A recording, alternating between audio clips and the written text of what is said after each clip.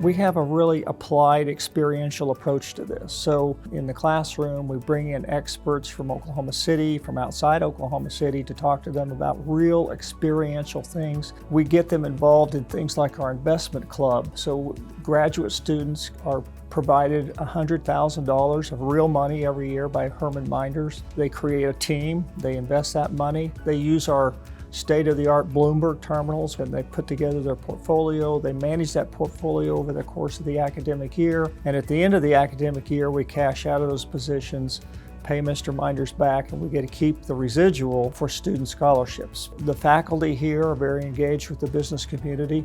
I'm very well connected to the business community, so most students that come here for graduate degree programs already have jobs. For those who don't, we assist them in kind of introducing them, networking them with the community here. So the connections we have are really remarkable.